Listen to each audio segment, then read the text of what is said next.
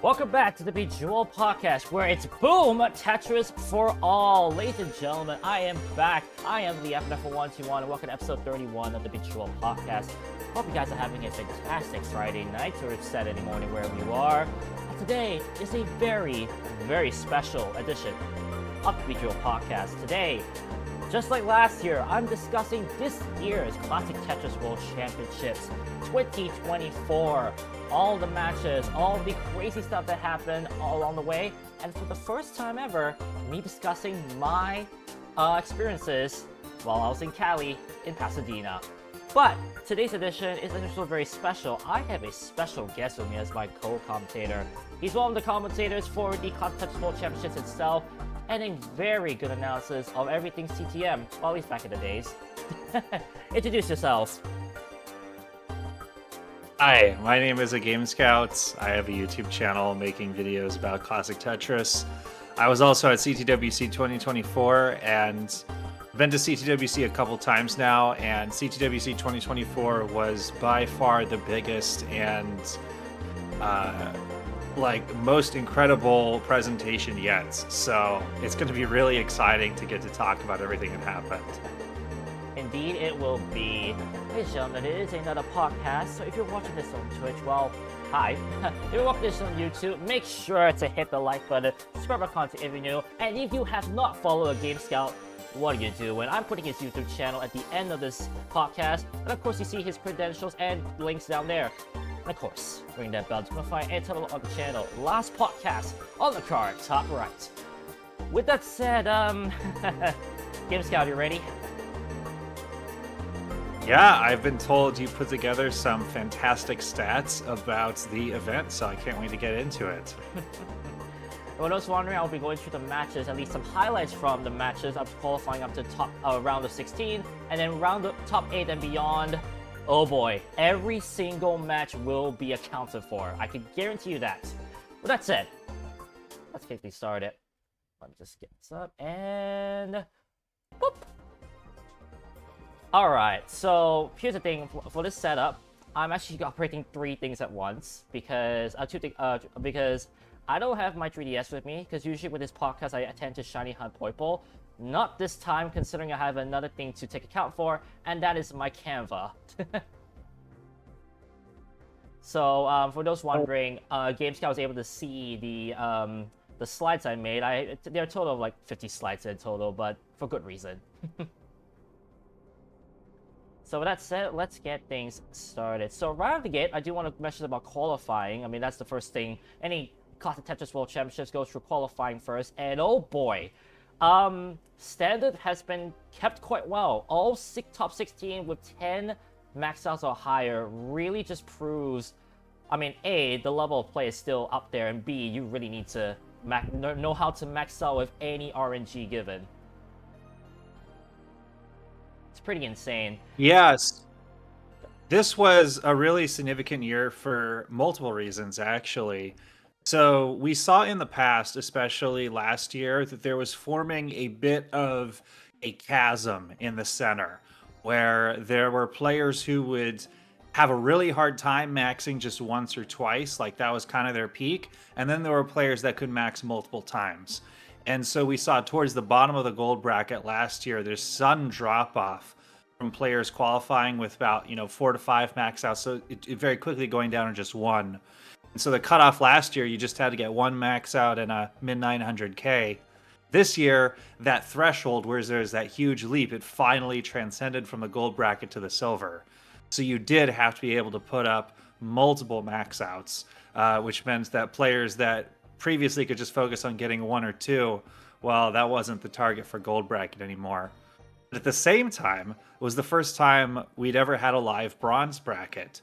So that was a huge boon. It meant that basically anybody who was a serious player that wanted to get in could, which was really cool. I mean, the 540,000 barrier to just play in a bracket at all, that's lower than it was to get into CTWC 2018, the first year I went. So the level of play was higher, but it was also more accessible than ever before. Yeah, very true. I actually had the pleasure to commentate the last few qualifiers I think it was day 2 with Ninja, and it was quite hyped to see, like, how people were getting quite close to that cutoff point. I mean, Jaws barely made it in there with 540k, and I myself, I wasn't expecting to actually manage to qualify too, but I also managed to get in. And I mean, I ran into a pretty nifty buzzsaw that was, what's got his name? What did I lost to in round 1? Oh dear. I know it's a veteran. I know for a fact it's a veteran. Fortunately, Liquipedia exists.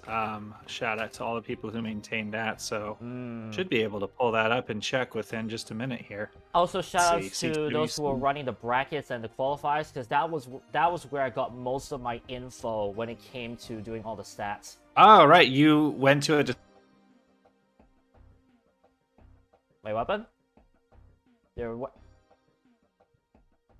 Hey Andrew, how you doing? What happened there? Oh no, I think aGameScout froze. Don't worry, we'll get things sorted. Meanwhile, you guys can see I'm still doing some stuff on my own. Oh, looks like maybe one of our internet went out for a little bit. Might have been mine. Can you hear me now? Yeah, I can hear you now, don't worry. Okay, cool. Yeah, so check the bracket. Looks like you lost in the decider to Barrett. Ah, there we go. Yeah, I lost to Barrett. But it was fine. The fact that I got to play a CTWC match in and of itself was the biggest thing I could ever ask for, honestly. Right, exactly. Qualifying your very first year there.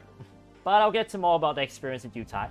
Amelia from a Singaporean is definitely a lot different compared to those from other countries, especially with the climate change that, well, literally the climate change I had to go through. Not the metaphorical climate change we're so used to. Alright, next thing to point out, round 0. Round 0 consists of the 17th to 48th seed, and out of the 16 matches, we actually had quite a few upsets, inclusive of the last seed 48 ID Kirby. But the big thing though, look at that top losing score. For those wondering, the top losing score is a combination of all the 3 scores that a person got when they lost their games and when they were knocked out. So in this case, it was Broaden down with 2.9 million. Yeah, that doesn't surprise me at all. Broden was on an incredible CTWC streak where he had gotten top 8, taken a year off, gotten top 8 again, taken a year off, and then come back and switch from being just a pure hyper tapper to a hyper tapper and rolling. So he'd had some CTWC magic every time he competed, and that magic just ran out a little bit this time. Players are just too good. But being the highest total losing score just kind of shows that he can still bring it. The thing is that I know why that he was the one with the highest score. You'll see who we faced later, because that's actually one of the highlights I'll talk about later. The other key thing, though, is that 11 out of the 16 players who got knocked out in round 0, their total losing score was still above 2 million. That's still about, like, 19 plays. So, I mean, is this possible? Considering, I think you discussed it in a video before. Often, with matches in CTWC, gameplay tends to be a lot less score-intensive, rather more like survival, to an extent. Yeah, we're definitely seeing nowadays that we've fully switched away from the meta where it was just, survive to 29 and you're probably going to win. That was that was the patented strategy that Jonas would use back in the day. And he only ever made it to level 29 twice in a C2WC game in all the games he ever played. Because he just never needed to. His opponents would always top out before then. But nowadays, yeah, it's basically expected. Most games will go past 29. So if you're going to win, you got to not only be able to make it there, you got to have a good pace going into it. And ideally, you got to be able to score past 29 too. So it really is the standard now to be able to roll. Indeed, indeed. I mean, we'll see that come to full shine once we reach the top 8. But that'll be for a moment. The next thing I want to talk about is the one only highlight I saw from round 0. And hey, Broadendam losing to Dan V, but he did bring him all the way to the decider. And look at these scores. Yeah, no, this is a great performance from both players. Yeah, just unlucky for Broden to run into Dan V, who looks like he had a little bit lower qual than expected, probably because he was coming in from the UK just the day before his qual, so he was a bit jet lagged. Unfortunately, he just couldn't get to the United States a day earlier. But yeah, I mean, he still clutched up. I remember at the time in the Premier poll, he was rated within the top 10 among all players in the scene. So yeah, tough draw for anybody in the first round. I mean, to face one of the big 13, which you defined last year in round 0, I mean, that's a tough task for anybody. So yeah, definitely rough. But as you can see from the matches, I mean, I did highlight game 2 too, because whilst the transitions were high, I remember seeing a very, suffer transition from 19 to 28 that really costed a lot of the games, as you saw there. Mm-hmm. Yeah. Suffer games do happen. Although I've realized as somebody who takes stats myself, sometimes they can be misleading on the final box score because you can see a low score that looks like a player had a crappy game, but the gameplay might have been crappy or it might have been a heroic effort to survive through some tough RNG because you can't win if you top out early. So sometimes the raw score doesn't tell the full story. Usually, at least, it's a good indication that someone did well or poorly. But yeah, I mean, the fact that there were no early top outs here in this match shows that both players were pretty resilient. Andrew mentioned in my chat to say that Danby maybe not been played to his full potential. I mean, maybe possibly. I mean, as what GameScout mentioned, jet lag is a thing, and I'll say it right now. As someone who came from Singapore with probably a lot of jet lag, it still didn't really help that I had a few days off before the tournament. It didn't help at all. Oh no. But we'll get into that in a moment. Okay, now let's move on to the round of 32, round 1.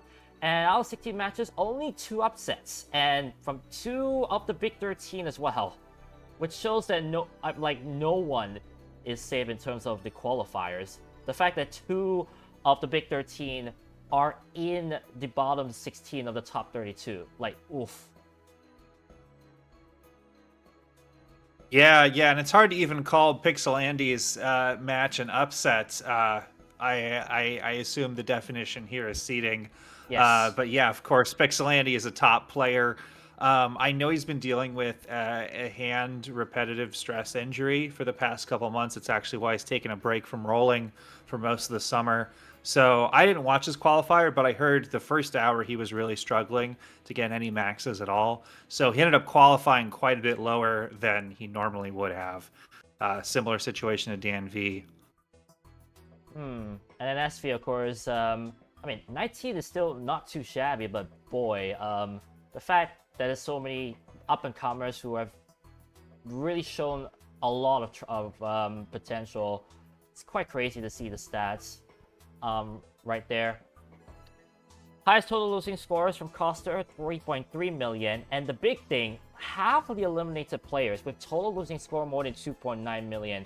So, proves that even closer to a max out may not even be enough. Yeah. So basically, what I've been doing with Marfrum with the Masters event stats project is trying to see what's the typical score that these top players have to get to win nowadays.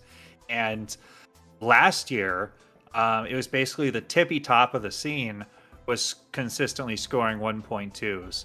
And in order to be an elite player, basically, you had an FMS, which is basically your the score you're getting more than half the time. If that was above 1 million, you were elite. And in 2024, there was a big jump. Now, the elite players are scoring 1.3 to 1.4 million consistently.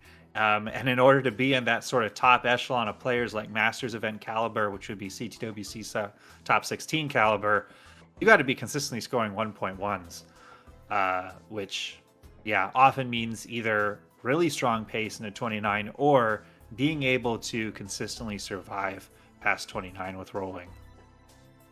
Guess also consistency regardless of what RNG you get one of the pieces, because no 2 games are the same, I would say. Yeah. I mean, that's what it comes down to a top player. I know the perspective as a not quite elite player that my transitions can range all over the Don't say place. that. uh, from 250 to 450k consistently when I'm trying for safe play and comp. But for an elite player, yeah, the lowest you'll pretty much ever see from them is about 450k, and they can be as high as 650k frequently. So yeah, just about converting that RNG every time. Yeah, indeed. Still crazy to see these numbers. Alright. In terms of highlights, I did highlight two particular games. Huff, the number 5 seed, versus Wallband, the number 37 seed. And usually with these kind of very big seed deviation matches, you don't usually see much, but Wallband brought him to the wire. All 5 games going to kill screen, which is a rarity in round 1. Yeah. It looks like for Huff got a bit unlucky in these first 2 games, not being able to get above Wallband, and Wallband nearly pulled off the huge upset here. Would not necessarily have been favored to win this matchup, but yeah, went up against Huff 2-0. And I think, yeah, Wallband is showing that consistent level of play I mentioned last year that was Masters event caliber. Or Wallband did make Masters a few times last year, even beating Alex T one month, just by, yeah, getting consistently around in that max out range. But yeah, now the bar has been raised. Huff is the kind of player I think his FMS is like in the 1.2 million range this year. So this performance would have been a little bit lower than expected from him, but even a lower than expected performance is still 5 max outs and 2 1.1s. This is round 1 too. I remember looking through this game and I was just stunned by how much Miles was pushed. I mean, granted, Wallband did have 2 games that did not max out, and I mean that just shows that even like such a performance like that any day of the week would be great, but in this case was just not enough, and unfortunately the reverse sweep happened in this case.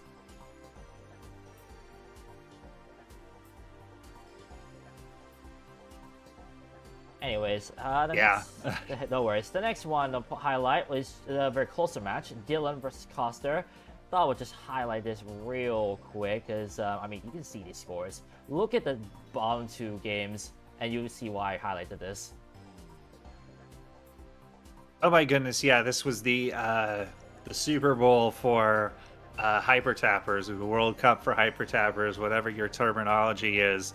Dylan and Costa were very fortunate to get to face each other in this match because they really got to go toe to toe with each other with the same play style.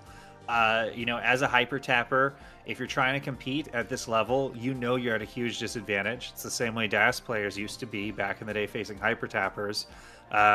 You know that you can't score consistently past 29. You just got to be able to bring the pace every single time before you ever get there. And we can see that with Coster nearly getting 2 1.3s and Dylan actually getting 2 1.3s. Dylan and Costa are 2 of the best hyper tappers, and even if this meant that one hyper tapper had to be eliminated in this round, it meant one hyper tapper got to make it to the top 16. So it's very cool. But yeah, oh my goodness, yeah, indeed, and I mean that consistency too, like back-to-back 1.3s for Dylan, back-to-back 1.2s for Costa in the same match is, I mean, back-to-back 1.2s, you would think like that would be enough, and then all of a sudden you get thrown back-to-back 1.3s at the same match. It's just, it's painful, but one had to go, one had to move on, and Dylan just managed to get the sweep in this case. Shows that hyper tapping ain't dead, and I'm very happy to say that. Yeah, hyper tapping has a lifeline for another year or 2. We'll see. This was the first year where there were no DAS players in the gold bracket for CTWC, so we'll see if there's still at least one hyper tapper around next year. I mean, the biggest thing that's affecting the downfall of the hyper-tapper numbers in the gold bracket is not that hyper-tappers are getting less skilled, but that they're all switching to rolling, so they're being recategorized. Alex T, of course, was probably the best hyper-tapper of all time. Yeah. And you know, he's now rolling. Very true. You know what? I will ask a prediction question to you, and I'll have my prediction of my own. In what year do you predict hyper tapping to be a non-existent in the gold bracket? Probably 2026. There might still be 1 or 2 left next year, but yeah, it depends. Man. I haven't kept up with whether Dylan or Costa are learning rolling. I mean, we saw some very long tapping holdouts this year, like Brodendamp and Tetris Time, who'd been tappers for years and years, finally learning rolling. So, yeah. By 2026, I don't think a hyper tapper will be able to make it in normally, but by 2025, it could happen too if just the last couple elite hyper tappers make the switch. Man. Andrew in chat actually agrees with you. For me, I don't know. Like, I also want to say maybe 2028, maybe give 3-4 more years, but I mean, you have a point to prove to say that at this point, with several hyper tappers probably switching to rolling, we could see that transition be a lot quicker. Heck, we could even see it next year. Yeah, definitely.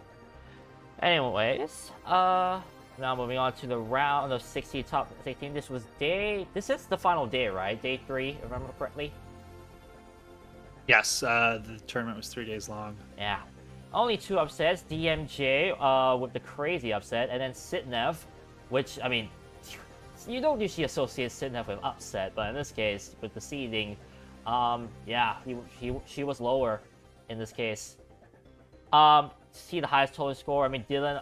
Funny thing, Dylan, who beat Costa, who had the highest total losing score, is the one with the highest total losing score in round 2. 3.4 million. That's an average of 1.1 million per game. Yeah, Dylan just got really unlucky that he ran into a roller that was consistent, because usually this kind of score would be able to beat most rollers outside of the top 8. Because rolling is not a silver bullet. It's still difficult to play past level 29 quite frequently. You'll see rollers just top out pretty quickly, even if they can get big scores in individual games. But yeah, I mean, Dylan, I don't think he has anything to be disappointed about in terms of his own gameplay. This total losing score is incredible, even for a tapper, especially for a tapper. Oh, yeah, far from that. Can't go to on his game. Yeah, far from anywhere to be disappointed.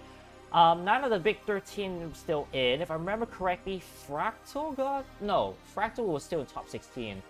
Who got knocked out? Nothing about it. I think Brodendamp, Eric, because I know he got knocked down in round 1.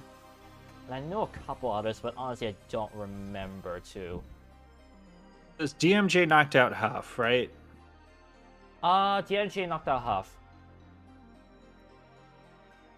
I guess I can pull up the brackets on my end too, since I have them. It's always nice. Again, shout out to all the people who were running the brackets this year. I mean, it's almost not only was useful, but this year it really helped me with my analysis too. Yeah, it's a whole team that does it. Yes, so DMJ did beat Huff in a decider. As you have down here as one of the upsets. Yeah, DMJ is one of those players that kind of has been on the precipice of being elite, like Masters caliber. We saw him qualify for Masters in just 2 games this past month, where you needed a 1.4 average to get in, and he just hopped in and did it in 2 games in his qual, which is kind of insane. So yeah, DMJ making it all the way to the top 8 this year. His best performance ever, and I think very exciting for him after just I think 3 years after he was the 64th seed. Wow. And the gold bracket in CTWC 2021 just barely made it in. And now here he is in the top 8. Insane transition there. No pun intended. I actually didn't mean to say that word a lot, but whatever. Here we are. All right, so here are some highlights I pulled out. The first one being Dangler, number 2C versus Dylan. Of course, Dylan, as I said before, we beat Costa 3-0 with the highest losing score. And Dangler was just on a tear this year, I would say.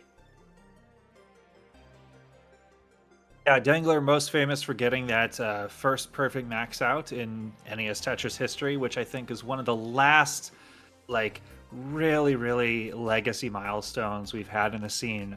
In terms of achievements that people could have theorized many years ago, of course, nobody was thinking about going for level 255, Rebirth, or Game Crash, or anything else back in the day before the rollers, but even DAS players were fantasizing back 20 years ago, hey, what about a perfect max out?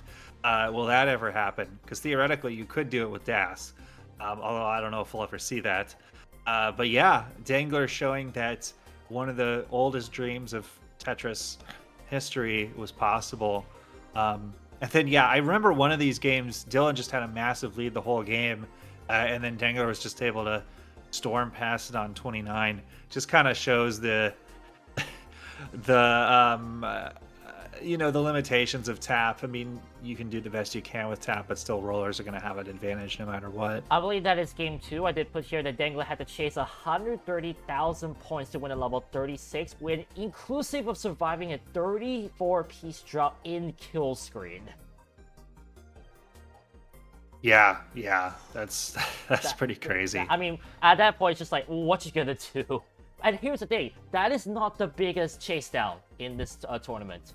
The biggest chase down you will see later. Awesome, can't wait. The next match I want to highlight is Fractal versus Tristop. I mean, classic match. I mean, first off, I think, let's be honest, last year I did a Dark Horse, prediction and analysis. I think we know who the Dark Horse really was overall this year. Yes, had I been able to have enough time to finish the CTWC 2024 preview video, big dark horses would have been Tristop and Dangler. And it's unfortunate I wasn't able to finish it because that prediction would have been spot on. I know I can't claim it retroactively, but yeah, Tristop and Dangler were two up-and-coming players who'd been on the verge of being elite for a while. It just really showed their stuff. It's unfortunate this was a little bit of a, I think, low scoring performance below Fractal's expectations for himself. Is probably the best way to put it. Is Fractal, again, when keeping track of stats, Prime Fractal, as it's been referred to at the beginning of this year, where he was basically unbeatable, he was getting consistent 1.4s, 1.5s. And even during Mega Masters, where all the players were at the top were playing a little bit scared because there was so much money on the line, don't want to throw away so much cash on a gambling on Tetris's post 29, still getting consistent like 1.2s and stuff. So yeah, I mean, Fractal, 3 1.1s, that's not bad. But again, as I said previously, that was elite last year. It's not top 16 caliber this year, and Tristop was able to take advantage. Indeed. I mean, I think no one. I myself did not expect Tristop to pop off. I mean, I wasn't really paying too close attention to the CTM scene. I mean, had your video popped, I would definitely have watched it and hear about Tristop. Your prediction is Tristop. Boy, yeah, your prediction pretty spot on that. Yeah, I can't claim it myself. It was a list that Marfrom put together where he was taking stats from the past 2 months in CTL. And Tristop and Dangler apparently had really good CTL performances, which was kind of like a hint that they were doing well. And surprisingly, Fractal and Andy were not doing well in CTL, which was kind of a big predictor factor in how they perform in CTWC. So I only keep track of Masters because it's what I have the bandwidth to, but there's a whole team keeping track of CTL, and there's so many matches happening there. It seems like that's the place to look at in the future for indications of who's going to be doing well in the near future if you want to make predictions. Yeah, I would say too. I myself don't really follow CTL, but I can say that definitely is the hub of classic Tetris matches as a whole. Alright, now for the meat and potatoes of today. I remember a week ago, we were planning to do the podcast last week, but I was overwhelmed by the stats because let's just say top 8 was ridiculous. Out of 7 matches, all of the total losing scores were above 3 million. And out of all the games that happened, only 2 games did not go to kill screen, and 2 individual games did not max out. Meaning, they did not go to 1 million points. All but 2. But the biggest stat of them all, aGameScout, I want you to guess how many kill screen Tetrises happened top 8 to finals. How many individual kill screen Tetrises? Correct. Oh man, this is not something that even we've kept track of in the stats project.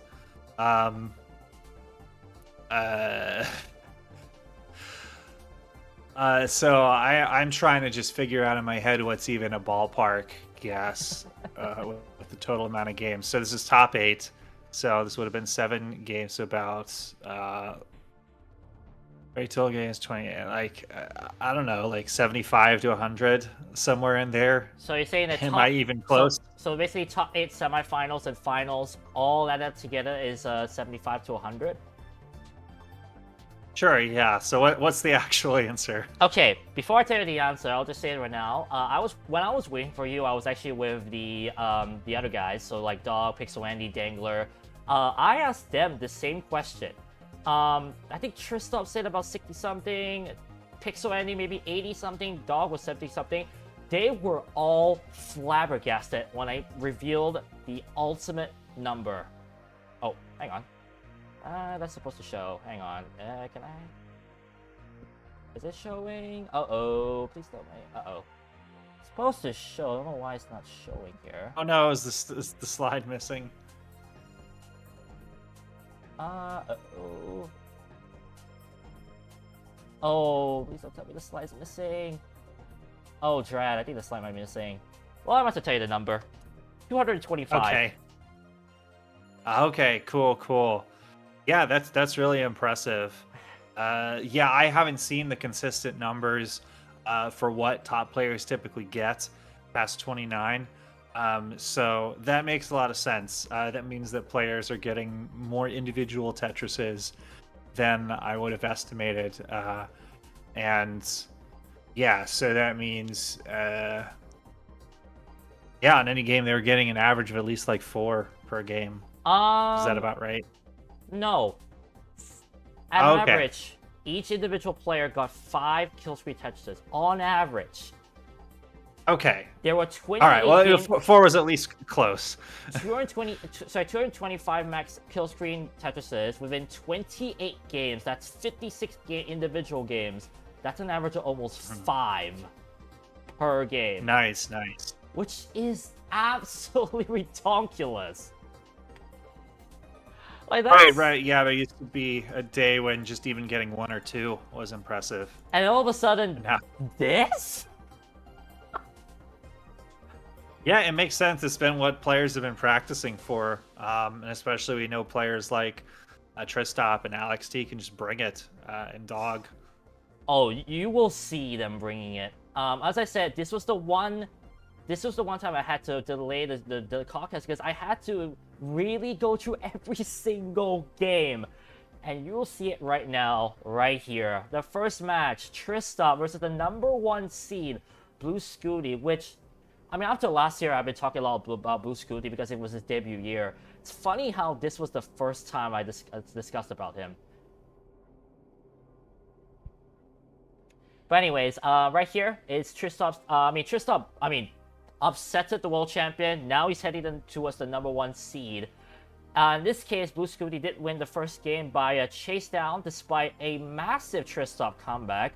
You can see that after kill screen, he was about 140k behind, but he managed to come back with a strong kill screen play until 36. That's when he topped out, and then Blue Scooty just finished the chase down after. Yeah, this is going to be possibly the most focused on match in CTWC 2024 because Scooty, as you know, you got to see it. He had this massive documentary crew following him around for the event. And yeah, I hope the narrative won't be in that documentary that Scooty choked or anything because he put up a performance that was worthy of his caliber in this tournament. It's that he got number one seed is going to be a bit of a monkey's paw moment in retrospect because I remember there was a very triumphant moment for him when he got the number one seed in quals on day one, kind of that he was putting his mark as perhaps the favorite after that day. But he got just a tough bracket path. He would have either faced Tristop or Fractal. We know Fractal wasn't quite performing at his full potential at this tournament, but still, reigning world champ, not an easy draw. And then, yeah, he had to even work for just the one game he won in this set. Indeed. For those wondering about the stats, level 19 transition also has its Tetris rate. So there you can see 60% Tetris rate for Tristop at transition, 65% Tetris rate for Blue Scooty. Level 29 shows their actual scores and the transition score. So that means what score did they get between level 19 and level 28. And then the kill screen stats is basically the score they got in kill screen. That means 29 up till super kill screen. And then the number of kill screen Tetrises they got. And as you can see from the combat I was talking about, like Tristop with 9 kill screen Tetrises to make that comeback, but just topped out too early to allow Blue Scooty to catch up. So with that said, let me move on to the game 2. And this is where Tristop really shined even further. Like, look at these stats. Yeah, I remember this one was really where Tristop, I think, sort of showed that he was a contender to win it all. Yeah, I remember this game. There was just really nothing Blue Scooty could do. He was playing really well, as you have here 8 kill screen Tetrises, but just Tristop outplayed him. I mean, how can you compete with an 86% Tetris rate? Yeah. That's just ridiculous gameplay.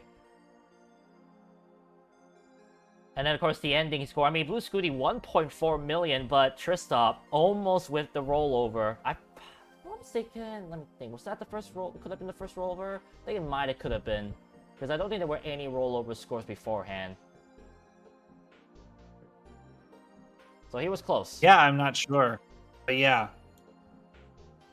I think it was, if I remember correctly. Anyways, game 3, a little bit less scoring in this case. But as you can see, Tristop still showing kill screen potential. Oh yeah.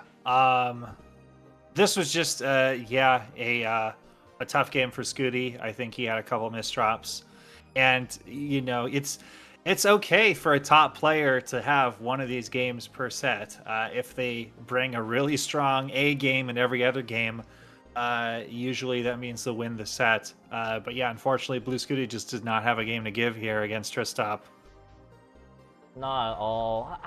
It might just be me, but I feel like this year might be that may be the theme. It's just like even with solid gameplay, it may not be enough, which is insane to think of at this current era that we're in Tetris. And with game 4, which was the ultimate one that finished it off, yeah, this one, Blue Scooty really, it was rough for him, like as you mentioned. I highlighted that he misdropped at level 38, which cost Blue Scooty the game and the match. I believe he was one Tetris away from beating Tristop in this game, but I think he misdropped, and that costed him the game and the match itself. And look at these scores, like 1.5, and it's still not enough. Yeah, so this was not a choke by Scooty just on the box score itself. No. Yeah, so much focus is going to be off of, Tristop topped out at 1,520, and then Scooty looked over to check the score, and then misdropped. I believe it was on at the end of level 27, because he had some time. So he had time to get 2 Tetrises, but the problem was on that level after that level 27 misdrop, he had to do some burning to clean that up, and that kind of removed all his margin for error. in 28. And so by the time he was setting up, he got the one Tetris, but then setting up for the second Tetris, the RNG just didn't work out for him to be able to set it up cleanly. So he was just kind of hosed. Did you mean to say 37 and 38, by the way? Yeah, I mean, I haven't watched that game back. I just remember, I think it was 37 that had the initial misdrop. Because you might be referring to the misdrop when he was trying to set up the final Tetris. I remember that too. Yeah. But I know all the focus was put on after he looked over initially when Tristop topped out. That would And there was was a misdrop there topped that out level caused him to burn lines. 37. So it will be around Yes, 37, level 38. 37. Yeah. Had to make sure. But nonetheless, I mean, these stats are crazy. You can see, by the way, that Blue Scooter was actually mounting his own comeback from being 100k behind. I mean, look at that kill screen score. And like, he would have done it, but unfortunately, the misdrop, I mean, that will happen, and unfortunately, it really costed him. Yeah. Nonetheless, though, like, that was some seriously strong gameplay. I mean, you mentioned it. In no way is a choke. Mm-hmm. Alright, next match I want to talk about is the underdog, DMJ taking on Alex T. Of course, we know DMJ faced Huff and won that match. Here, I actually highlighted game 1 right here. He covers column 3, not once, but twice. I believe he was trying to get the Tetris, but the eyepiece is just coming at the wrong time, and that kind of costed him. Oh my goodness, yeah. So this match was basically the equivalent of basically a top player having maybe not the best match, but still being able to pull off the win because they got fortunate. I remember this set, DMJ actually played well enough that he had a chance to beat Alex T in at least 2 of the 3 games. But yeah, Alex T just got scored just high enough to be able to escape without too much sweat. Ah, interesting. You can see those are the levels right there. I mean, if anyone's keeping track of the levels that they topped up, expect a lot of consistency. I'll just say that right now. The levels that they top up pretty crazy. For this next match, right here, oh boy, the fact you can get 1.3 at 32, oof. And then you can see the numbers as well. I mean, Alex T just proving that kill switch catches are almost like pieces of cake for him.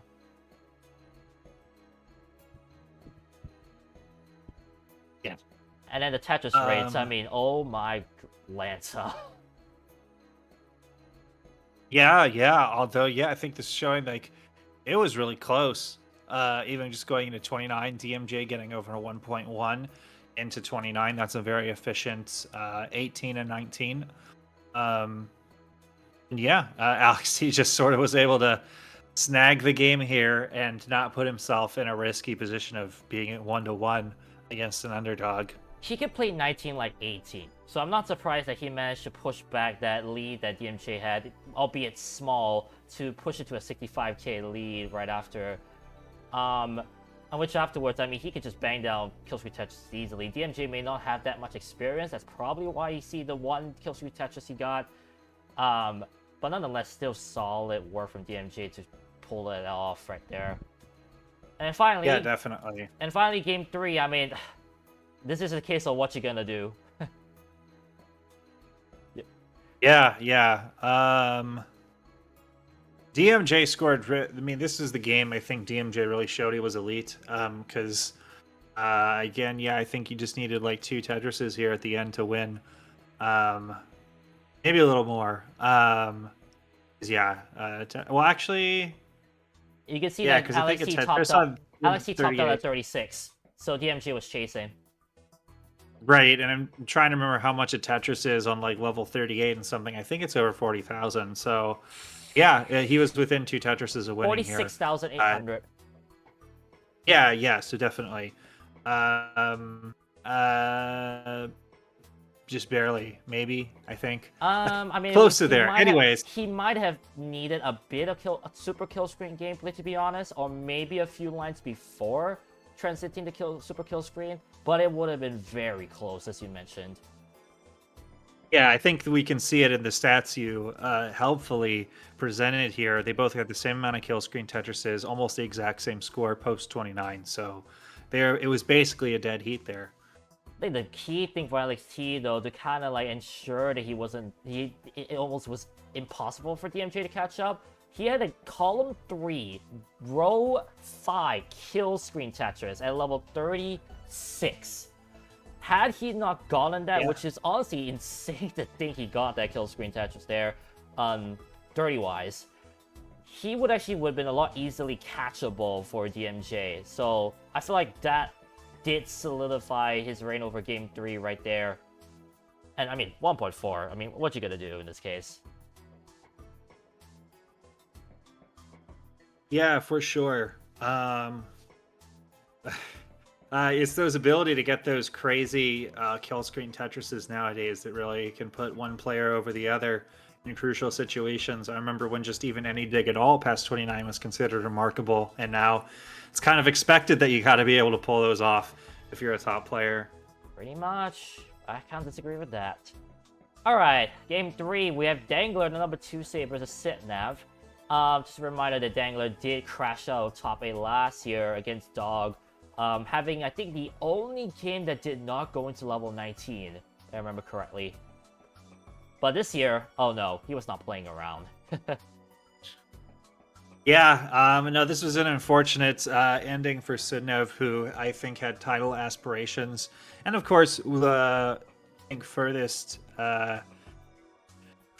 into the bracket than any non-American made. Correct. So, doing it with jet lag and all the other travel headaches that come along with that, extremely impressive.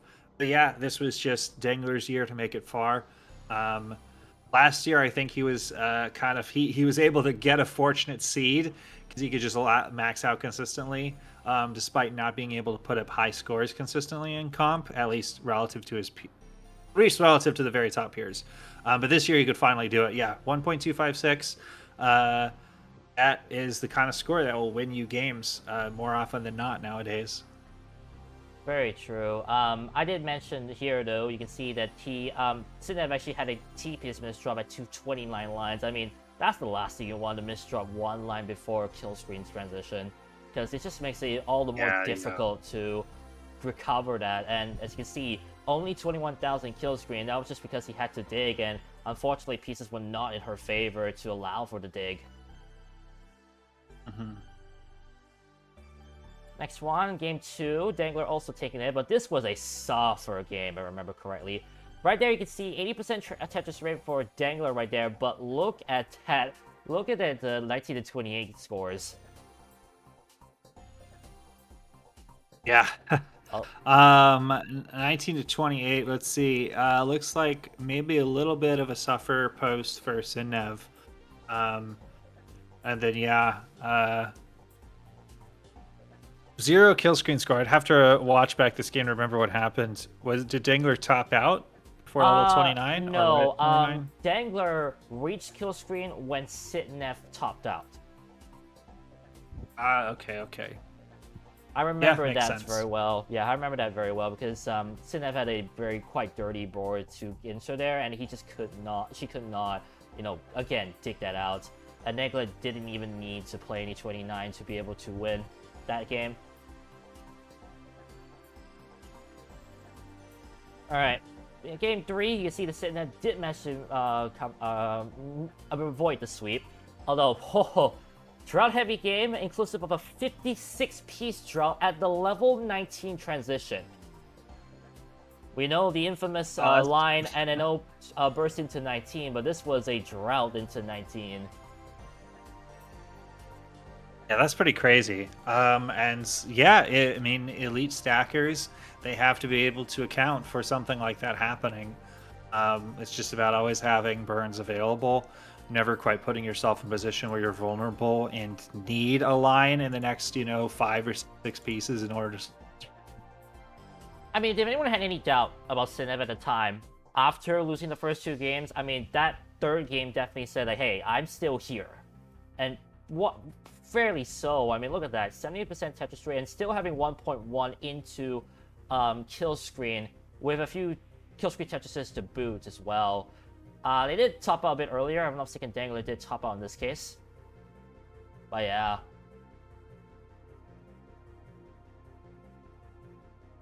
Yeah. It's oh my goodness, game 4, Dangler. I do remember. I think this was a bit of a big mulligan for Dangler to get this high score. But yeah, just very impressive. A 1.3 into level 29. There's just not much you can do against that. Just having a massive lead. And that was, I think, Dangler's triumphant moment, because he was doing all these like really advanced adjustments that you wouldn't see any other player doing, because he had put in that max out grind to get that perfect max out, and that's how you can get those kind of like paces of 1.3 into kill screen. 87% Tetris rate, I believe, is the highest Tetris rate of everyone in top 8, all the games, if I'm not mistaken. And of course, level 25 max out and a 1.3 at kill screen. Back in the days, 1.3 mil with kill screen, we were celebrating over that when Joseph got it. Now it almost seems like piece of cake. In competition, no less. Also, you mentioned about possibly being a mulligan. If I remember correctly, it's actually not a mulligan. As you can see from the levels, Sitnev actually topped out 34, Dangler just barely above at 35. So I'm pretty sure this was not a mulligan in this case. If anything, maybe a few lines, but not too much to warrant being a mulligan.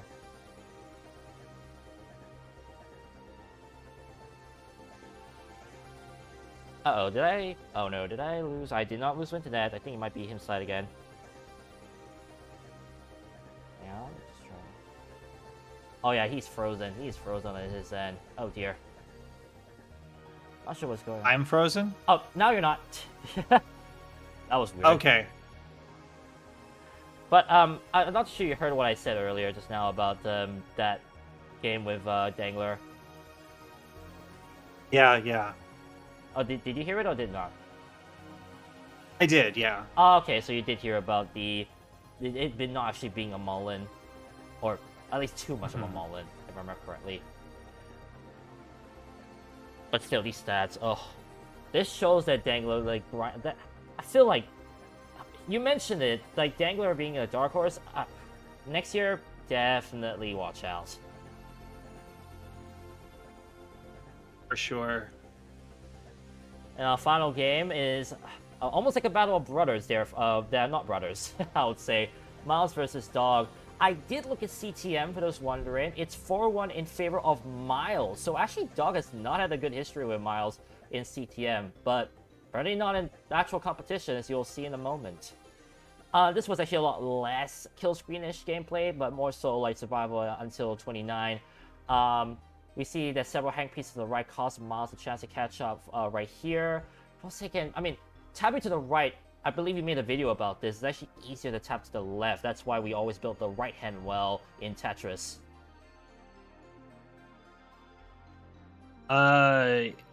Yeah, well, it's easier to get the line piece to the right, so that's why the building out the left is ideal, and then building that sloping stack. Yeah. Several hanged pieces to the right. I'll have to take a look at that.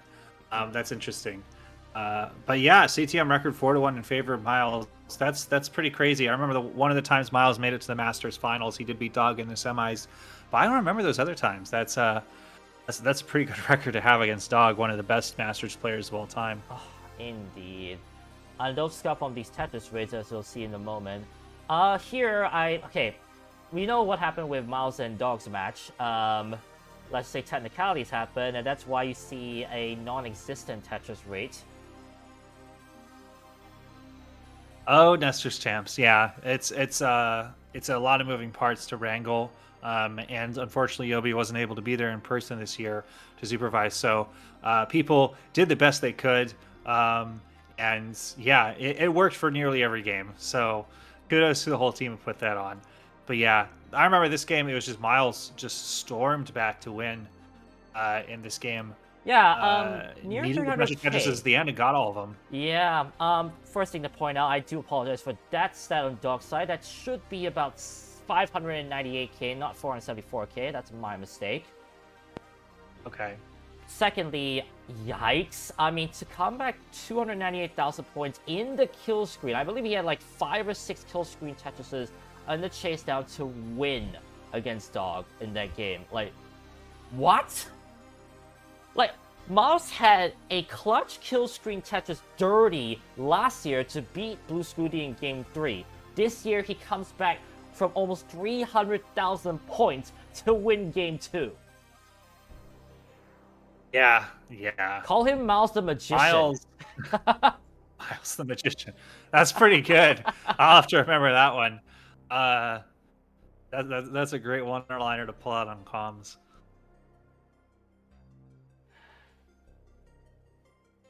I mean, anything else to say looking at these stats? I mean, again, 500,000 score on kill screen. What?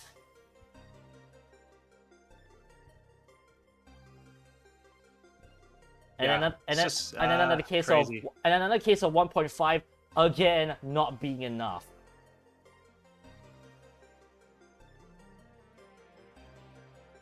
Yeah, I think I think the difference maker we'll see is that usually if you're a player in like the top 16 to top 8 range, you might be able to get one of these scores per match. It's about players who can get these consistently. It's going to put them over the top. So I think that's what we'll see once we get to the top 4 is players who are consistently getting these 1.5s, getting more than once a set. Oh yeah, indeed. It's just great. It will be crazy to see that. Anyways, game 3, we see that Dog, I mean, this was a standard match you can see here, mostly. Well, if you want to call it standard nowadays. Yeah, this was just another solid game from Miles. Just wasn't enough against a player of Dog's caliber. 1.1 is nothing to sneeze at. But yeah, it looks like he just couldn't get anything going past level 29. Stats are wrong again, by the way. I don't know why. I remember I did tabulate the stats probably. I guess I forgot for this one, maybe. So again, my bad on my end. And then finally, okay, this one is proper. This one I can say the stats are correct. This one might be a... Yeah, it looks like another situation where, yeah, Miles was getting consistent 1.1s. Again, that would have been super elite last year. It's just the game has changed. The expectations are very high now. If you want to make it to the top 4. I think I can call back to probably the greatest match from 2020 when Dog faced Corion, and they both got 1.1s and 1.1s, I think, and they were separated by that like very little like pushdown points. Right. That's a great historical example of getting a 1.1 was considered almost unheard of in comp back then. Just even getting a max out was very noteworthy, and getting consistent max outs. So yeah, Dog and Corion 1.1s 4 years ago to now where Miles gets almost a 1.1 and it's like, oh man, that was a bit of a choke there. It just shows how much the sentiment has changed. I mean, every time I look at it, I just shake my head in awe. It's just amazing to see. And this is just top 8. We haven't even gone through the semifinals, which, I mean, you have the 2 dark horses that you predicted versus 2 elite players in their prime, as you'll see in a moment. First off, Tristop versus Alex T, the first 10 million score winner. I checked the stats. Alex T would favor 3-1 in CTM record, and look at this. Yeah, I think this was really where Tristop was able to show. I mean, all the attention will be on his Blue Scooty upset victory in past, but just like the fact that he pushed Alex T to a decider is incredible.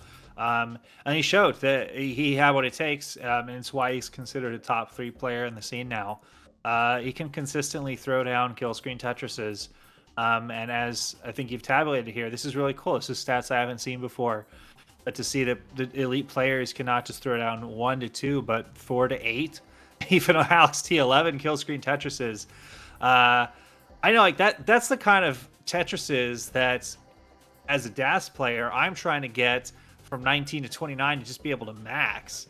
And so for Alex T to get this on kill screen is just showing that the level of play at the most elite now is basically playing 29 how DAS players used to play 19, which is incredible.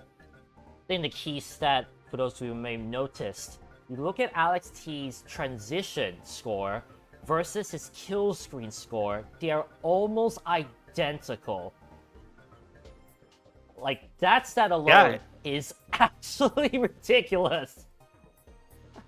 Oh yeah, you tabulated it perfectly. Yeah, 544 on 18, 512 on 19 and 28, and then 543 from 29 to 38. So yeah, who does that? pretty close. Evidently, Alex T does that. Apparently, yeah, like, that's just insane.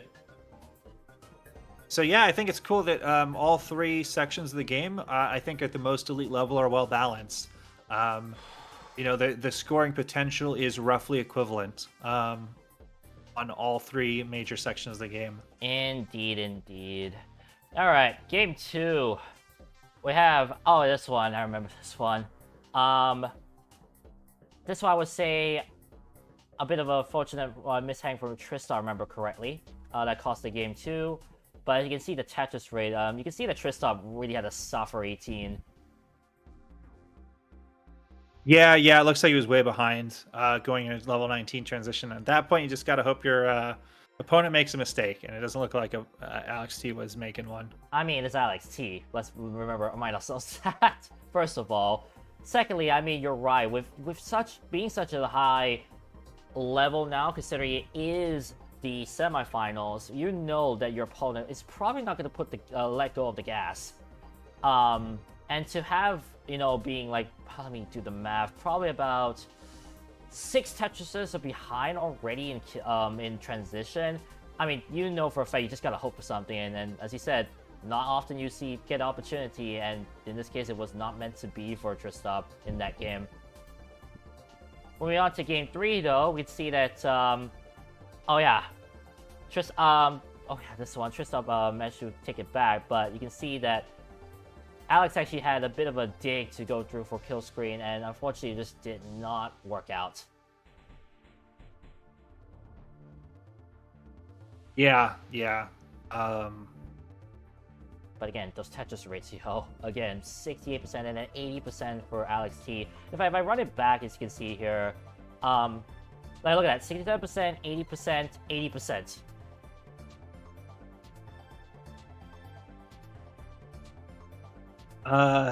Yeah.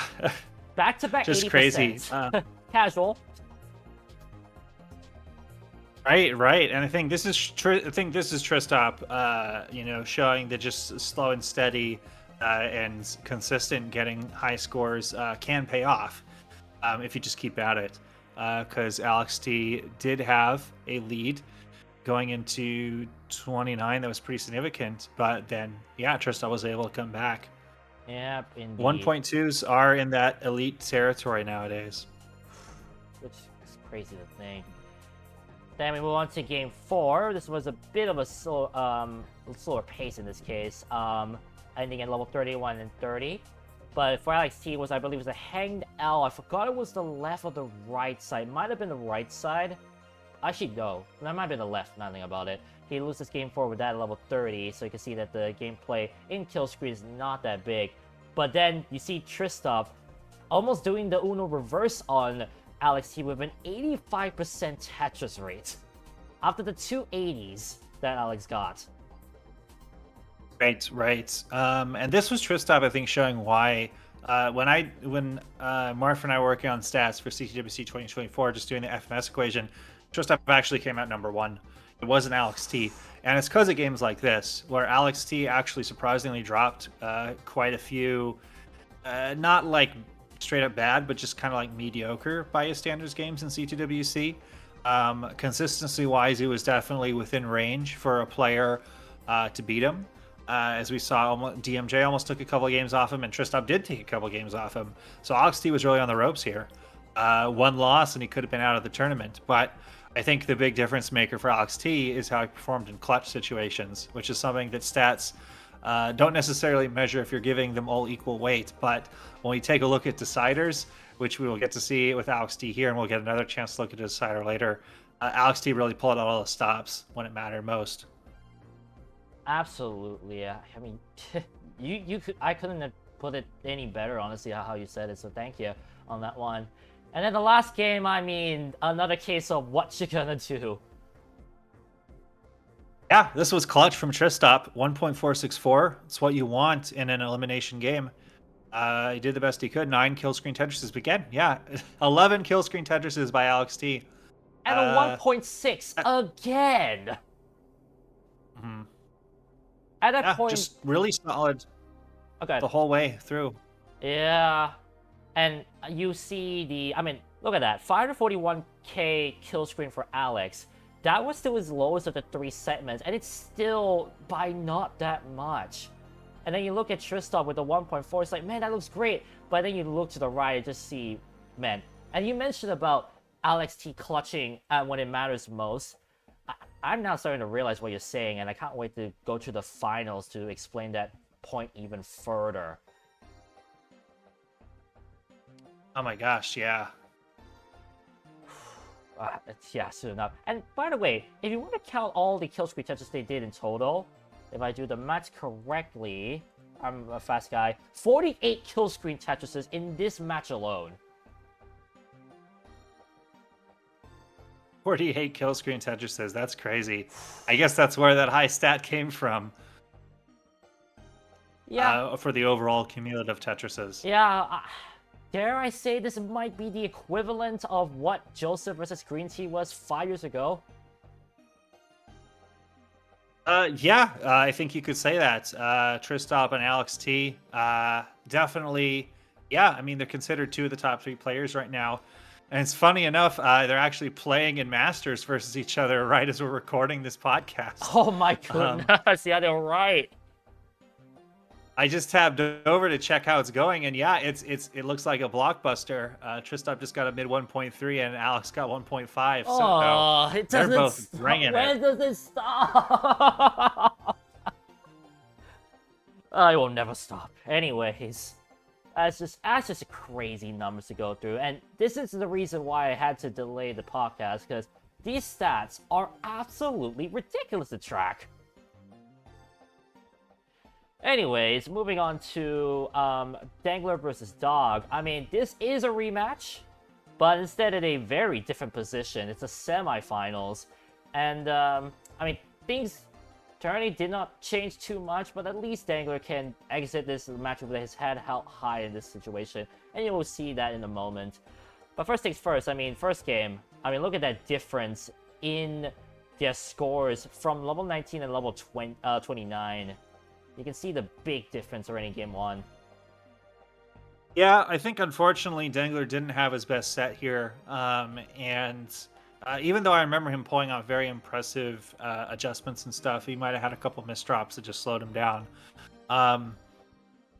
Yeah, it wasn't like it wasn't like Dangler like belly flopped or anything, but in order to beat a player like Dog, you kind of need to bring your best possible performance against him, and this was just kind of like Dangler treading water a little bit.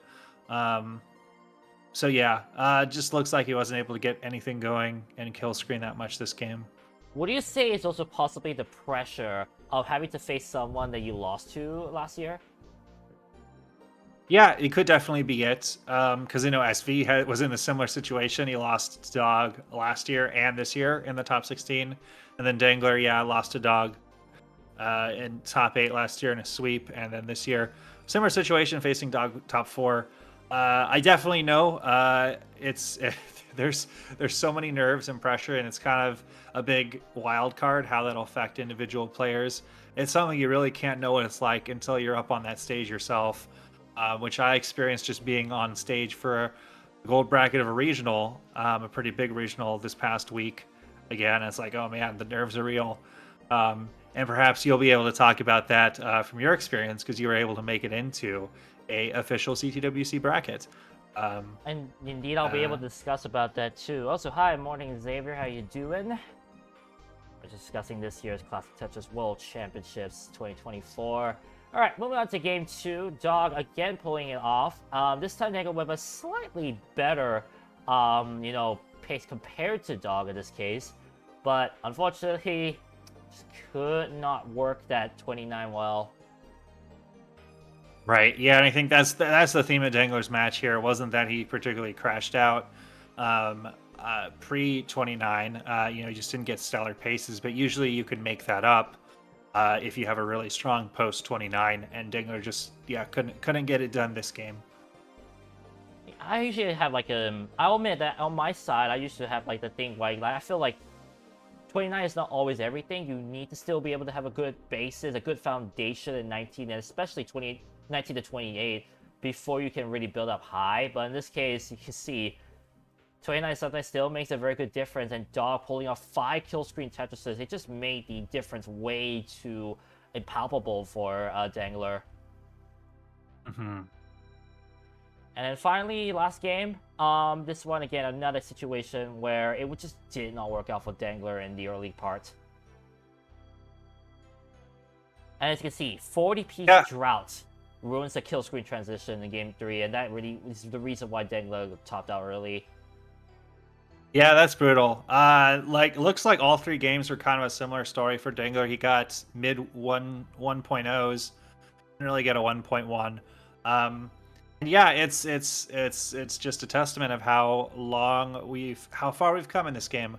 There was a time when Dog got max outs in 3 games in a row versus Eric in Masters, and Dog lost, and that was considered, man, wow, that's the first time we've ever saw somebody get max outs in every game, and they lost. That's insane. And now it's just like, well, of course Dangler lost. He only got max outs. Yeah, how much things can change in just 4 years.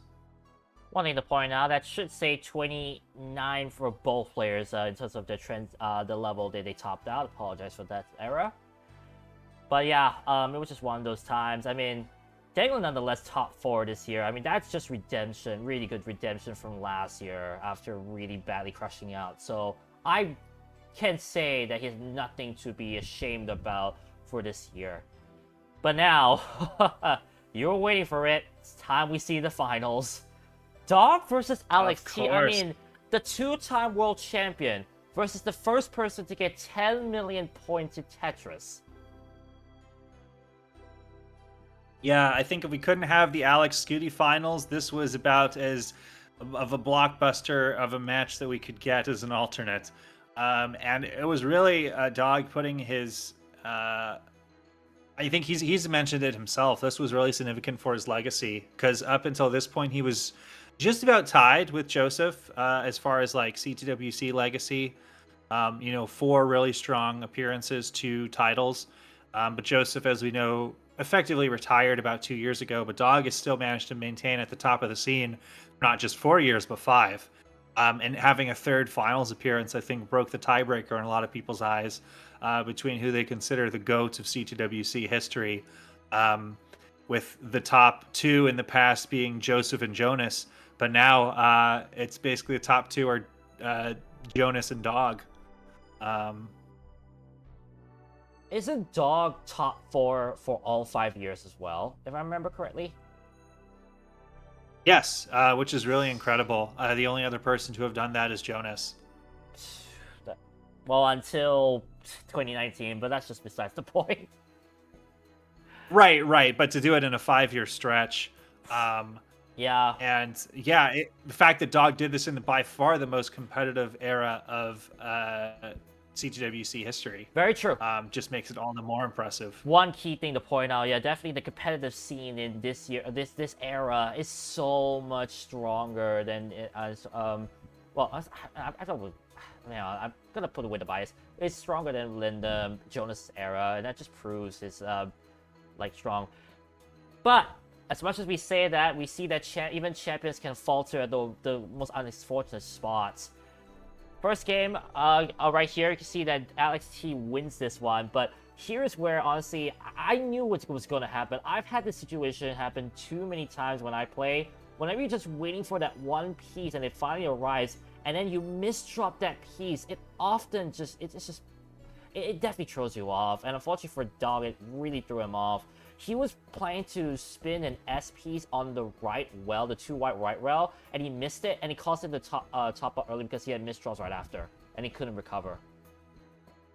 Yeah, this was a really shocking upset, or not upset, but top out from Dog. I think everybody knew it, and Dog was, I think, he was pretty upset because he knew the stakes. He really wanted to win a $30,000 prize pool, tons of money on the line, and not just the prestigiousness. And I think this will be referred to as like Chairgate or something when you look back at it historically, because I actually was very fortunate to be up on that stage. I was right up next to the judge, Danny Cox, Blue Scooty's uncle, off to the side. And Danny pointed out to me the exact chair that Dog picked up after this game and like tossed off to the side. And I have a video of me like testing it with my hand. It was indeed super wiggly. I don't know how it happened that Dog was sitting on this chair for a CTWC finals match, but it was just unfortunate that it worked out that way.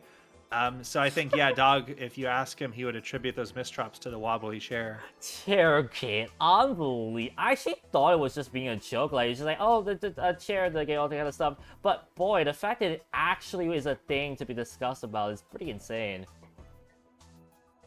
It's pretty funny, yeah.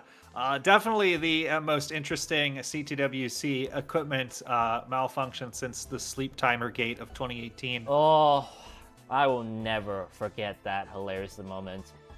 And I believe it was Harry Hong who asked for the swap in TVs that caused it. Right. It was a similar TV swap situation. Crazy. Where he wanted all the TVs to be straight instead of curved. Yeah. So they just forgot to put the sleep timer on one of them. Anyways, game 2, we see that Dog definitely did not, definitely shrugged that away. Look at these scores. Not a strong level, like pre-transition, but post-transition, jeez Louise. Yeah, 9 kill screen Tetrises. That's pretty insane. And yeah, Dog did what he needed to do here. Going down 1 game to Alex T, you have pretty much no margin for error. You just gotta hope that a 1.5 is enough, and in this case it was. His kill screen score was bigger than his 19 to 28. Yeah. I think that'll be a recurring theme as we look at stats more and more like this in the future. We will. Yeah. Go ahead, sorry. Oh yeah, I think we'll go ahead. I think we're both about to make the same point. We will definitely see more of that. I feel like that could be a stat that'd be tried because, boy, the fact that you can have that kind of gameplay with higher speeds is just ridiculous. Of course, it's always helps to have a good basis. As you can see here, 74% Tetris rate per Dog with an 80k lead into transition definitely helped his cause. Alright, moving on to game 3. Oh, this one, this was another moment where a misdrop really hurt Dog. I actually typed it here. Dog misses a 4-tap right twice. I think it was a Tetris he was going for to lose by Tetris. And I think the painful part was that he could have won that game had he managed to get the Tetris. Yeah, and so I think this is where we may see, like, some people coming out with hot takes in the future, like, oh, Dog deserved to win this C2WC because he had 2 games that really, really were winnable in the finals, and it was just one. Game 1 we don't know. What would have happened if he didn't experience chair issues, but this game, oh my gosh, he missed a game-winning Tetris twice under circumstances that would normally be considered automatic. So I think that's why you saw the most animated reaction we've ever seen from Dog ever. Yes. And Alex T, of course, a natural showman, was just responding back. But yeah, they both collapsed on the side of the stage. That was so funny to see. Yeah, because Dog knew the situation. He was like, oh my gosh, Alex T just topped out. If I had gotten that Tetris, I would have won. And this was a real momentum shifter. Whoever goes up 2 games to 1. Yeah, indeed. It would have really shifted momentum there. Still solid gameplay around 66%, 65% Tetris rate going to transition. That's what I hope for every time. And to see them consistently doing it again and again till finals is wow. Up to game 4, we can see, again, not really per se a strong game, but hang on, those stats are wrong again, I think about it. Yeah, I don't know why. I definitely did put the stats correctly last time. I don't know why they reflected incorrectly here. But let's just say the kill screen was not as big of a score. But we see the 71% Tetris rate for Dog. I mean, that, again, solid foundation reached rewards at times. In this case, it really did. And, boy, for the second year in a row, we have a decider on the finals. Yeah, so I mean, this was kind of Dog getting a fortunate break here. Alex T did not throw up the giant scores he was consistently known for, and this is where I was saying, like, Alex T dropped a couple games that were not terrible, but just not the best by his standards in this tournament. These 1.0s, 1.1s. Most players are going to be able to pounce and take advantage of that. So Alex T was put on the ropes here. It all came down to one game for him for the championship, and for Dog, this was kind of he had it was his for the taking in that final game 5. After this, just needed to put up a solid performance here, and then Alex T happened.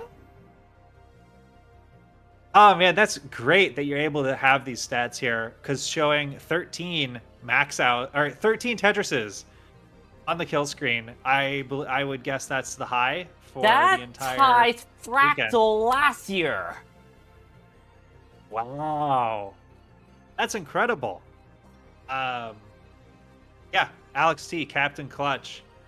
And in the decider, as you mentioned, like, oh my goodness, the fact that he done this twice in a decider up until his champion winning championship. Oh my goodness. 1.7. That is the highest score ever in CTWC history in the super kill screen era. That is just astounding. And I remember this game was so close for most of it.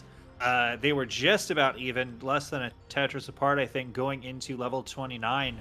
And it was neck and neck for a long time. But Alex T just consistently made the aggressive moves and executed them perfectly. Didn't have any serious game-ending or game-threatening misdrops, and just played so rock solid the whole time, from 29 to 39. And that was what won Alex T his first championship trophy. I think the scary thing is that you look at Alex T's score stats, his level 19 transition was worse than his level 29 transition, which was worse than his kill screen score. That's incredible. Yeah, I wonder if that's the only game where that stat is the case. It is. But yeah, that'll be that's a really cool narrative talking point to have pointed out. So yeah, thanks again for doing all the work on these stats, because even running the stats project, this is something I haven't seen before. Kill screen counts and breaking it all down by post and post. So this is really cool. I appreciate it. I mean, I've been a big fan of stats myself as a kid, so this kind of thing, I was just like, you know what, let me just do this and see what it's like. But boy, I definitely got more than I bargained for, just looking and awing at the consistent play that these players are at, especially in this era of NES Tetris. Like, I'm blessed to know that we are in this era right now. Yeah, it's who knows what is to come for the years to come. Like, I'll just say that. Yeah. I can tell you, like, when I first started following the classic Tetris scene back in 2018, 2019, I remember very early in 2019 where Joseph and Corion had their blockbuster match at the time in the Masters event finals, where I think they both got like 900k, and Joseph made it to level 40. Or not level 40, level 30 with tap. And I was like, oh my gosh, this is like peak Tetris. How can we get any better than this? Double 900k and get into level 30. That was what was considered just out of this world insane back then. And now just 5 years later, to see this kind of evolution in the scene, who knows what it'll look like in 5 years from now. I can't wait, honestly. Alright, now for the last part of this analysis, I thought we'll just look at the top 8 competitive performance analysis. What I did was I just looked at their main games, how many times they transitioned to level 19 and 26, and then right here, Highest score non-Mullen. That means that this is their highest score that they got without going any further after the opponent tops out. Their lowest score non-forced top out is with they top out because of missed drops or anything of the like, and they're not asked to top out on because the opponent finished their game. Yeah. So first off, I mean DMJ, sudden dark horse, I would say top 8 to be in top 8. Like you mentioned, 64th a few years ago in CTWC 2021, I remember you said, and then now all of a sudden top 8 this year, 3 years later. Like what a transition he has gone through. For sure. And I think he's just fine to be in 8th place here among the top 8. Just happy to be here and make it this far. But yeah, looks like he had his best game be his final game against Alex T. And that's got to be a good feeling. Going out in your final game, you wouldn't want to have it any other way. Against the world champion, the new world champion, indeed. Up next, we have Miles. Okay, I'll just say it right now. Expect a lot of patterns in these matches. You'll see in a moment, aGameScout. Yeah. Miles, I'm really happy for him that he had this good performance this year. I think he finished right around where he should have been. He had top 4 potential if he got a better round 8 opponent than Dog. He, unfortunately, at his very first live CTWC had controller issues, so he didn't even make gold bracket. He was stuck in silver. And then last year, he was on the unfortunate receiving end of an upset loss to Blue Scooty. So this year, he finally managed to make the top 8. So happy he could show his stuff. Indeed. And that high score, though, oh my gosh, 1.5. I mean, that was the comeback against Dog right there that happened. But man, that's just crazy to see. 6th place, we have Sitnev. And, that match record looks very similar. Yeah. Sitnev, I know it's tough. It was, I'm sure, a disappointing performance for her after she came within 1 game of winning CTWC last year. But I think she can still have her head held high. Top 8 in the world is incredible, especially in this age. And yeah, I hope to see her do well in 2025. That's the last international player standing, definitely. I mean, the international field is still lively. I'm hoping for even greater things from them in due time. 5th place, a sudden exit, and again, that score record looks similar. 3-0-3-0-1-3. Yeah, although Blue Scooty, I think again, had the same record, but also he performed so well. He just ran into Tristop, who was so consistent and so just out of this world this tournament. I know there'll be so much narrative about his early exit, maybe in the documentary we see, but I hope it's clarified that Scooty did just about as well as he could have been expected to do, and especially for how much pressure was on him. Very admirable.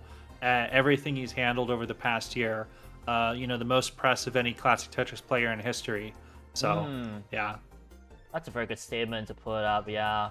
I don't know, like, it's a thing that all of a sudden this game is booming just because of Blue Scooty. Like, we owe a lot to him for what he has done for the community, let alone the scene. Alright, semifinals. Dangler, you can see that his record a lot better than last year. And a lot of 3-0, 3-1 scenarios, as you might have noticed.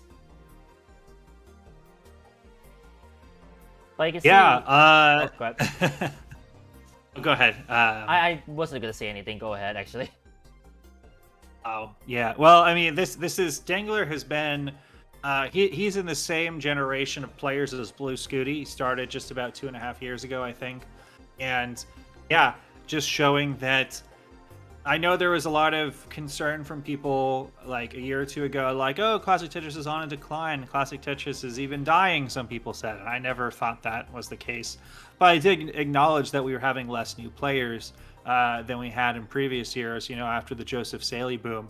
But my counterpoint would have always been, it's not like we're getting no new elite players. There's Scooty, and now there's Dangler, who are probably the two most elite players to have popped up after 2021. And I'm sure we'll have many more top players in the future now, inspired by both of them. The first Game Crash and first Perfect Max Outer. So I think it's really cool to see them both carrying the torch. Indeed, right here. Third place, we have Tristov, the other dark horse you mentioned, and oh my, I mean, he was really in the running to win it all, right there, and just ran into the buzzsaw that was Alex T with that last game clutch as well. I mean, Tristov, has nothing to be ashamed about with his performance. For sure, it's quite possible he could have made the finals had he been on the other side of the bracket. But yeah, I mean, this was finally the signature win he'd been looking for in comp to really put his name on the map. He'd been around since 2019, one of the very few players to have pre-COVID matches that's still playing today at the top level.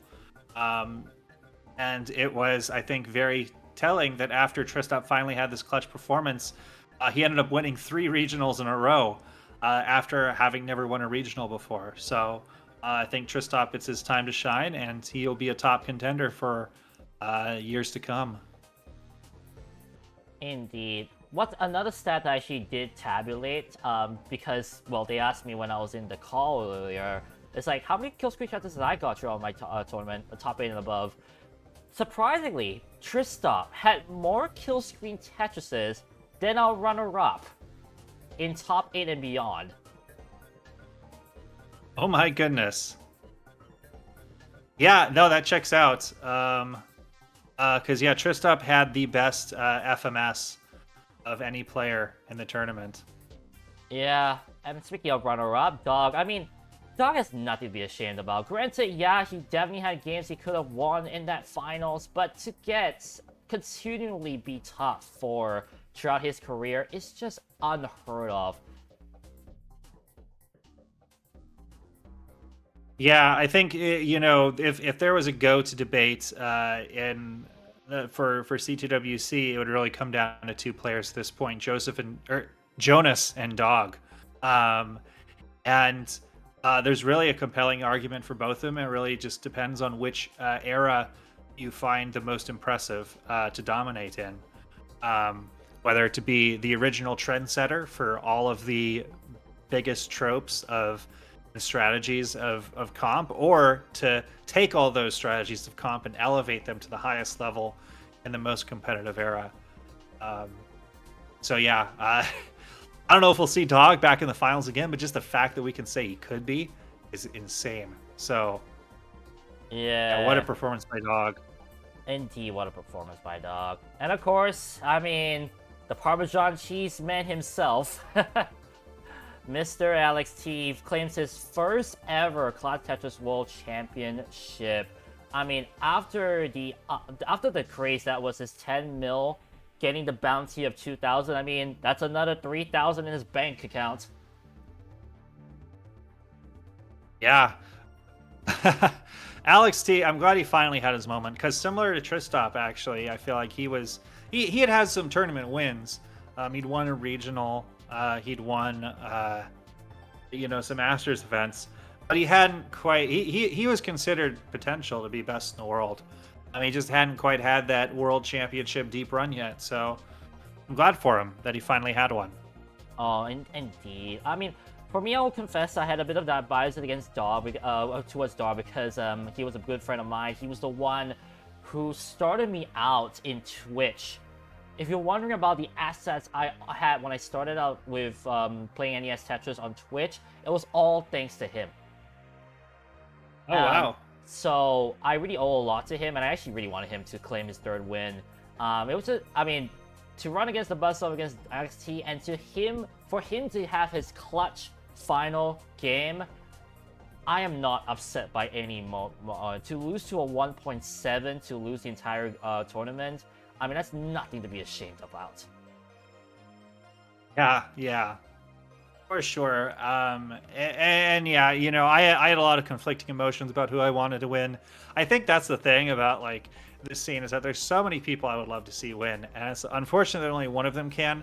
But I can at least be happy that a lot of people showed their stuff this year. They had performances to be proud of, especially the caliber with you showed with these stats. It was the best year ever stat wise. Sounds like, and yeah, it's just illuminating how good these players are at all aspects of the game. Amazing paces, amazing kill screen performances. It's just on another level. I mean, not only the best year stats-wise, but also the best year production-wise, which is what I want to get to, actually.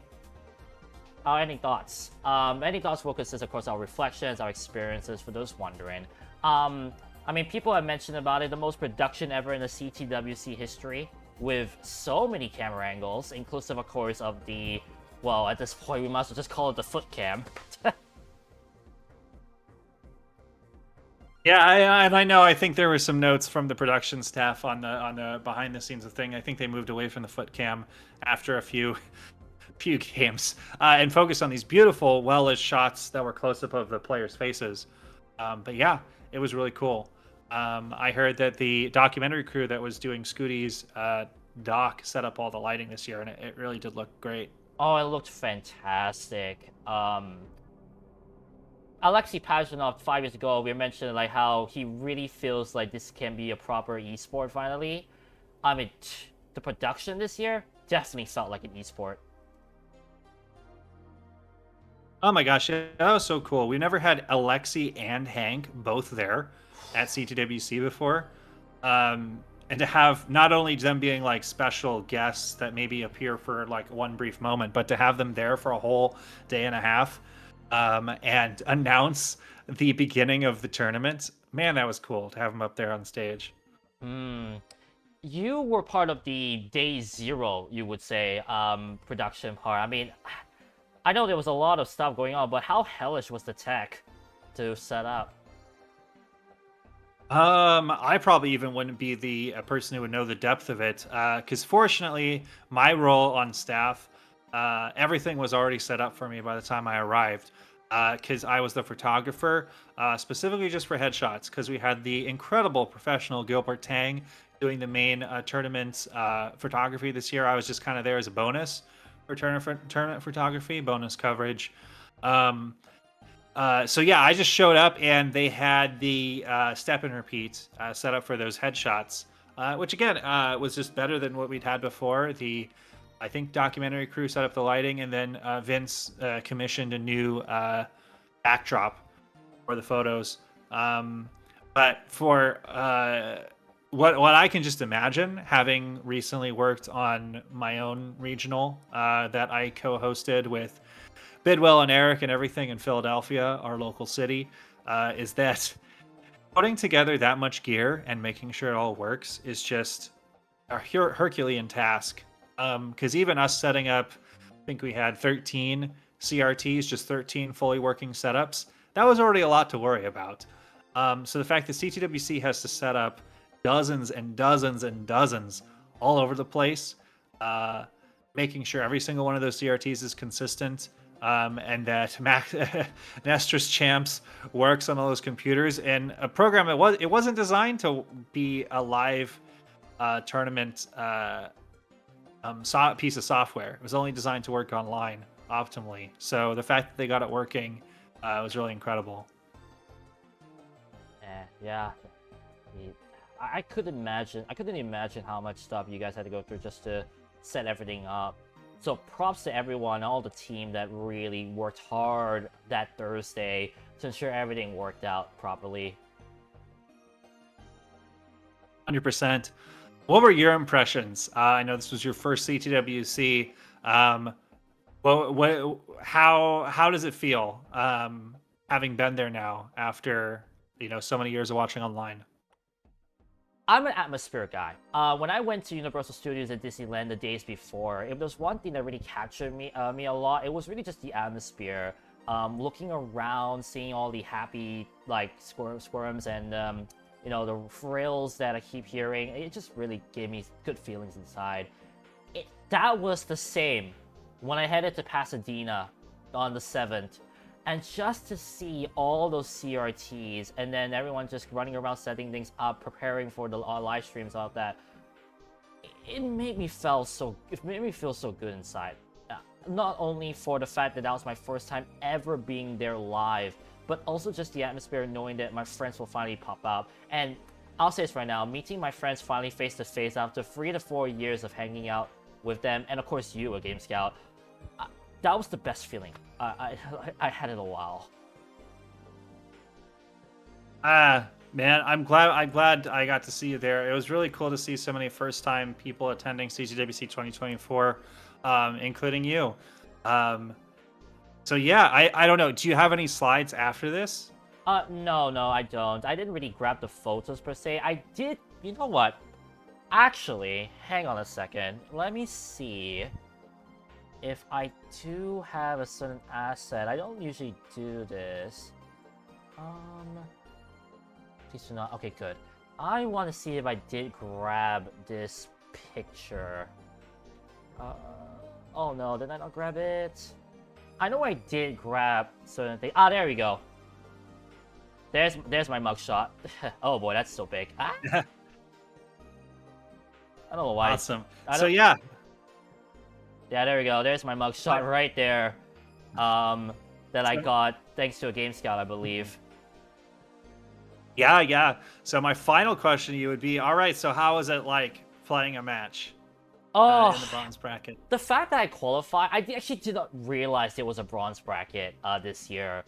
To hear about that, I mean, that was a big thing for me, because I realized that, wait a second, I actually might be able to have a CTWC match finally, and become the second ever Singaporean to do that.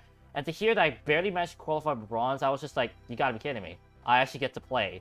So, to even be able to do that, I mean, I wasn't at my best, I'll admit. I actually came in pretty unprepared, because I'd already had like a setup ready in my Airbnb I had there.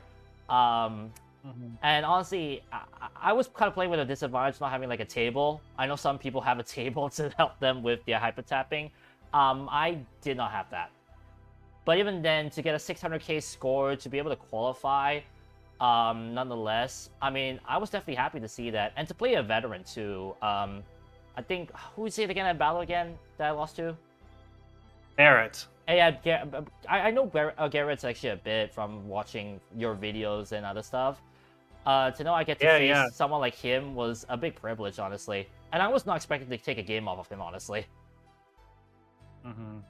Yeah. So you say second ever Singaporean. That's really awesome.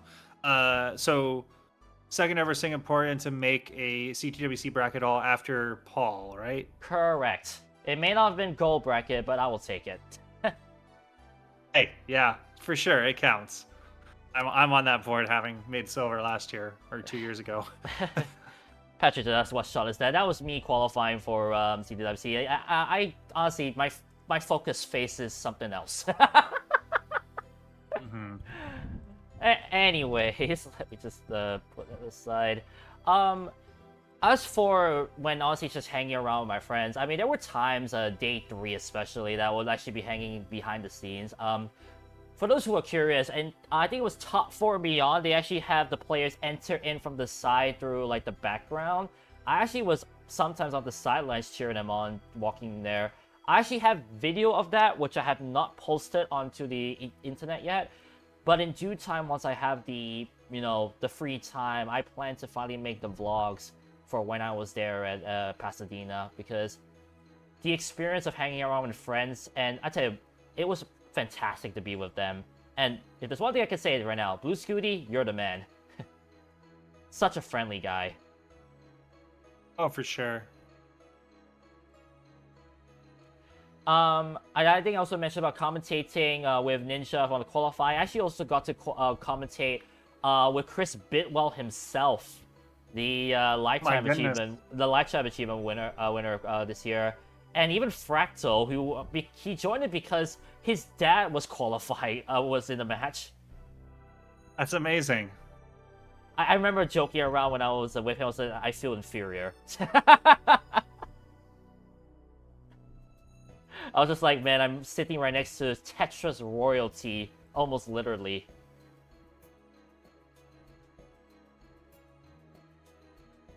That's amazing. Oh, I'm so glad that your first CTWC was such a memorable experience. It sounds like The California trip itself was memorable, but I think that I don't think anything will top CTWC.